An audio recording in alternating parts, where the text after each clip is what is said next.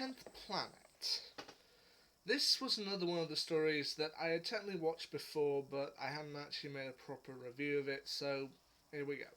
The Tenth Planet was the second serial of the fourth season of Doctor Who, first broadcast in 4 parts from the 8th to the 29th of October 1966, and was the final story to feature William Hartnell as the Doctor, at least in a regular role. The Doctor, played by Hartnell, and his companions Polly Wright, played by Monica Wills, and Ben Jackson, played by Michael Craze, end up at a base in Antarctica in the year 1986, which at the time was 20 years in the future. There they come across a variety of things, including General Cutler, the head of the base, played by Robert Bietti, and his second in command, Dr. Barclay, played by David Doddermead. But the big thing that's happening at this base is that they're tracking a mysterious object coming towards the planet through space that they eventually recognise as a planet. And this planet seems very similar to Earth. It seemingly has a sense of deja vu about it, as all of the land masses on the planet are almost identical to Earth, almost as if they're a twin. Eventually the planet arrives, and it's revealed the planet is called Mondas. And from the planet Mondas come a group known as the Cybermen. This is actually the very first appearance of the Cybermen in Doctor Who as a whole, appearing in William Hartnell's last story, The Tenth Planet, and making regular appearances throughout the rest of the show. And there is something about the early era Cybermen that's just rather chilling. I mean, while the design looks crude when compared to the modern Cybermen of metal and steel and all the rest of it, there's something really scary about the cloth faces and the robotic voices. Just something still so human about them, but so detached. But you're different from us. You've got no feelings. Feelings? I do not understand that word. I mean, you can clearly tell it's a human doing a robot voice, but still, it's rather unsettling with that image. The cloth faces and that voice. Ugh. But now, the Doctor ultimately ends up seemingly falling ill throughout it, which isn't surprising, as they do need a reason for William Hartnell's Doctor to ultimately exit. But while he is active throughout parts 1 and 2 of this story, in part 3 he seemingly becomes ill and eventually collapses, so they have to take him back to the quarters and wait for him to get better. But then he seemingly returns in part 4 to have a much bigger role. Now, the one thing that I do have to mention about this story, if I didn't mention originally, was that while the first 3 parts are still here and still in syndication and the like, the last part technically is still missing. In the 1960s, around the eras of the first and second Doctor, while they didn't know they didn't know specifically at the time that Doctor Who would become as big as it did, and as a result of this, they weren't necessarily very careful with keeping of recordings and the like. So a lot of the stories from the first and second Doctor have actually been lost. But they have managed to recover audio from people who, either audio or full recordings from people who recorded it or found the original tapes scattered all over the place. So while parts 1 through 3 are still around, still live action, the final part has been recreated in animation, which is a little odd, but then watching it through, they do manage to recreate it quite well. I mean, you can obviously still tell it's a cartoon. They don't try and make it look fully like live action, Uncanny Valley or the like, but they do a very good job of it. I mean, even with the characters in this one, you can understand what each of them is going through, especially General Cutler.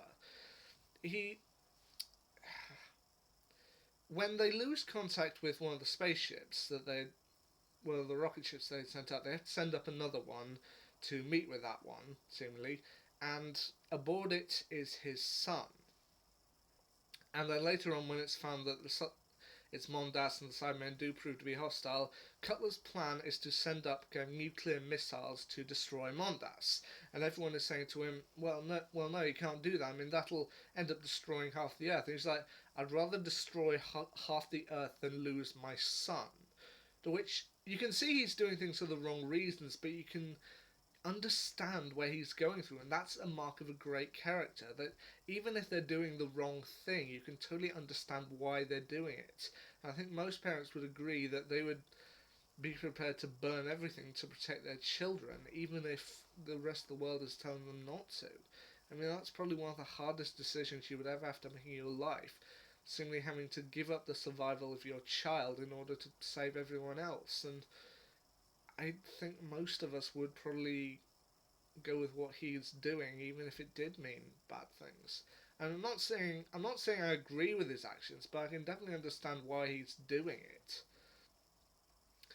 Now, the one thing I will say about this story is it isn't perfect. I mean, I'll admit, I felt the appearance of the Cybermen. I do think the Cybermen are very creepy in this story, but I admit the way they are defeated I thought was a little underwhelming, shall we say. They at the end of the story they manage to what the Cybermen are trying to do is they're trying to drain Earth of its energy in order to further fuel Mondas, to stop Mondas from dying.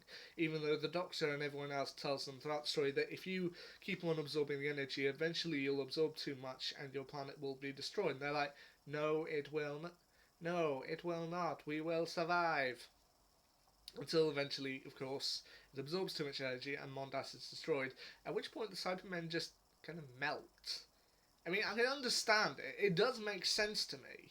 Their home planet is destroyed, so therefore they're destroyed. Which it does kind of make sense, but at the same time, I do kind of find it a little underwhelming. I don't know. Maybe I would have preferred if once the planet was destroyed, the Cyberman was like, "If we cannot exist, neither can you," and maybe go on destroying Earth before they're stopped by humanity. I have no idea how they do that, but still, I kind of felt that Mondas being destroyed and then they just melt. Yeah, I kind of found that a little underwhelming. Also, with the rockets, they the rockets in this are named Zeus. This is one of the earlier rockets is named Zeus 4, and the one with Cutlass on it is called Zeus 5, which I I can kind of understand, and I do actually think it's rather clever. Because this was the 1960s, we hadn't yet been to the moon, that wouldn't be until 1969. But considering that the space race was going on and the Apollo program was starting up, Apollo, Zeus, I can kind of see where they got the idea from that. But this is still a classic piece of Doctor Who. It is the first regeneration story of all of Who, and they would eventually revisit it in the 12th Doctor's final stories, The Doctor Falls and Twice Upon a Time, with him meeting up with the First Doctor seemingly before the First Doctor goes through with his regeneration.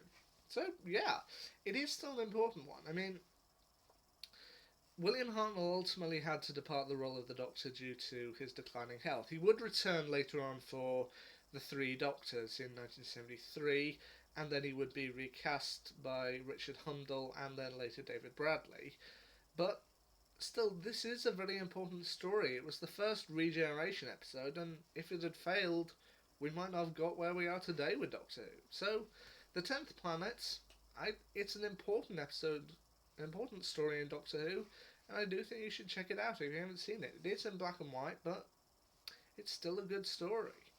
Anyway, I don't know which story I'll end up reviewing of Doctor Who next. I may go back and rewatch the War Games, which I thought was a little overly long, but I may go back and do that, or I may have another completely new one for me to review for you. Until then, I'll have to wait and see. See ya.